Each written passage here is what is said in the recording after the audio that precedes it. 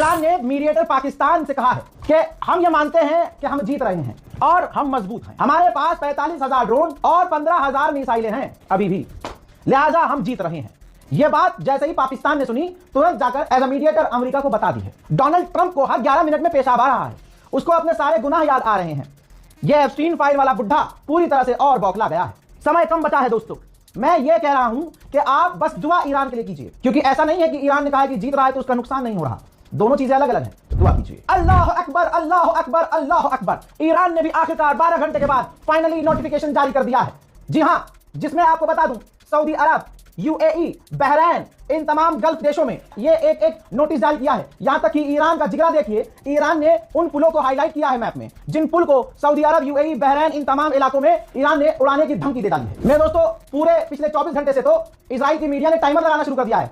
8 घंटे बचे हैं इस तरह। और जो इजराइल की मीडिया और एंकर्स हैं बड़े खुश हैं, क्योंकि डोनाल्ड ट्रंप फंस चुका है। बात डोनाल्ड ट्रंप की नाक पे आ गई है। गुलाबी सुअर कुछ भी करने को तैयार है। उसने पूरे सिविलाइजेशन को मिटाने की धमकी दी है। हालांकि उसके इस ट्वीट ने पूरी दुनिया को उसके खिलाफ कर दिया। उधर ईरान के गद्दारों को सजा तगड़ी मिलेगी। ईरान की जुडिशरी ने कहा है कि जिन्होंने गद्दारी किया उनके खिलाफ जल्द से जल्द सख्त कार्रवाई की जाए, सजा जल्दी जल्दी दी जाए। इजराइल ने फिर से कहा है कि ईरान की मिसाइलों की सबसे बड़ी जो प्रोडक्शन थी, हमने वहां पर हमला किया है और बड़ा हमला किया है। हज़रात, आइए ईरान का जो ब्रिज उड़ाया है उसका एक्सक्लूसिव वीडियो आपको दिखाता हूं। ये देखिए किस तरह से अमेरिका और इजराइल ने एक ब्रिज वेस्ट ऑफ तेहरान में मिसाइल से उड़ा दिया है। उधर धोबी का कुत्ता पहलवी, अब जब अमेरिका और इजराइल नहीं सुन रहे, उसके समर्थक भी उसके साथ नहीं है, तो अब ये आईआरजीसी से कह रहा है कि सरकार गिरा दो।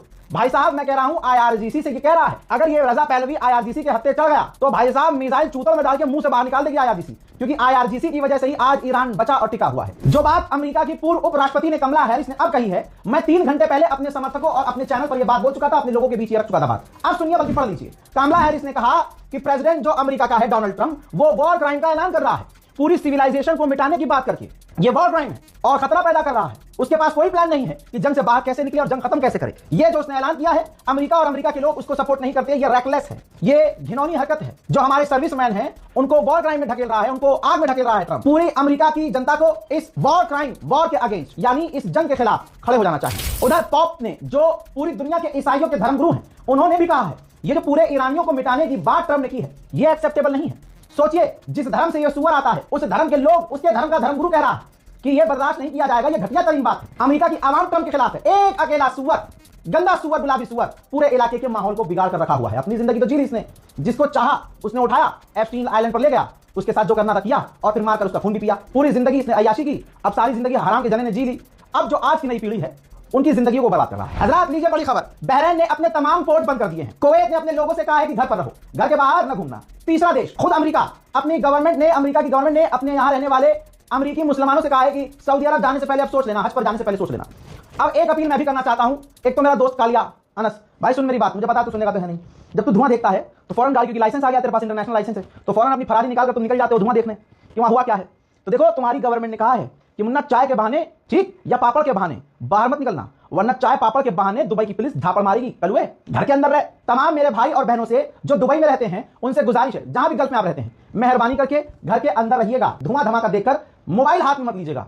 और मुझे भाई आप लोगों से कोई अपडेट नहीं चाहिए। लोग जो अपडेट देने की कोशिश कर रहे हैं, नहीं भाई, मेहरबानी करके, मेरे लिए आपकी जान की अमान जरूरी है, मुझे मत दो अपडेट। आप लोगों की मोहब्बत में लोगों ने मुझे इस लेवल पर लाकर खड़ा कर दिया है कि अल्हम्दुलिल्लाह मुझे वीडियो और प्रूफ दिखाने की जरूरत नहीं है। मैं खड़ा होकर कह भी दूंगा कि भाई कुवैत पर हमला हुआ है, लोग मान जाएंगे। प्लीज मुझे वीडियो और फोटो मत भेजिएगा। उधर मेडागास्कर ने, जो अलग मुल्क है, मेडागास्कर ने इमरजेंसी, नेशनल वाइड इमरजेंसी घोषित कर दी है, क्योंकि वहां तेल खत्म, गैस खत्म, डीजल खत्म, ईंधन खत्म। मेरे दोस्तों, अमेरिका ईरान पर परमाणु इस्तेमाल कर सकता है, ऐसा तमाम देश मान रहे हैं। आप सोचिए, वो किस देश का कैसा घटिया तरीन प्रधानमंत्री होगा जो किसी देश के सुप्रीम लीडर के मारे जाने पर खामोश रहा, फिर उसी देश से भीख मांगता रहा, तेल दे दो, तेल दे दो। हाँ,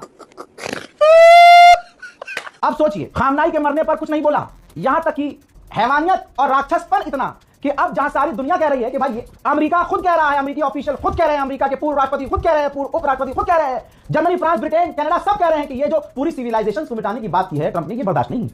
लेकिन अगला आदमी कितना डरा हुआ है, कितना डरा हुआ है, कितना डरा हुआ है कि वो इस पर भी नहीं बोला। बोला तो कौन बोला? कसम से, अगर राहुल गांधी पप्पू है तो पूरी दुनिया को पप्पू होना चाहिए। ये देखिए, कम से कम गप्पू होने से अच्छा पप्पू हो जाए आदमी, कम से कम इंसानियत। ये कोई मुसलमानों का समर्थक थोड़ी है राहुल गांधी, यहां हिंदू मुसलमान थोड़ी हो रही है, यहां इंसानियत की बात आई, राहुल गांधी बोल गए। राहुल गांधी ने कहा कि जंग एक ट्रैजिक है, ये सच्चाई है। कोई भी जबान, कोई भी एक्शन जो जंग को इस लेवल पर जा रही है कि सिविलाइजेशन को खत्म करने की बात की जा रही है, उस मॉडर्न वर्ल्ड में कबूल नहीं किया जा सकता, बर्दाश्त नहीं किया जा सकता। The use of nuclear weapon can never be justified under any circumstances. परमाणु बम का इस्तेमाल किसी भी हालत में आज के इस दौर में एक्सेप्ट नहीं किया जाएगा। जो ईरान की एम्बेसीज हैं वर्ल्ड वाइड, वो डोनाल्ड ट्रंप की चड्डी उतार कर उसके लाल कर रही है। ये देखिए, तुर्की के अंदर ईरान की एम्बेसी ने लिखा, जो सिविलाइजेशन को मिटाने का ट्वीट किया था इसने, गुलाबी सुअर ने। मेरे दोस्तों, ईरान ने लिखा कि अलेक्जेंडर ने पर्शिया को बर्न किया, जलाया, मंगोलों ने बर्बाद किया। हिस्ट्री ने हमारा परीक्षा लिया हमेशा। और आज एक साइकोपैथ कह रहा है हमारे बारे में उल्टा सीधा। आज भी ईरान यही है, मिटाने वाले आए और गए, और साइकोपैथ अगर कुछ बोल रहा है तो उससे कोई फर्क नहीं पड़ता। हजरात मोहतरम, फिलहाल के इस रिपोर्ट में इतना ही। इस रिपोर्ट को शेयर कीजिए, मुझे पता है तुम सो रहे हो, लेकिन ये अपडेट लाइव दे रहा हूं। आप जब दिल करे तब देखिएगा, जो मिस करेगा वो बहुत सारी चीजें मिस कर देगा। चैनल को सब्सक्राइब कीजिए।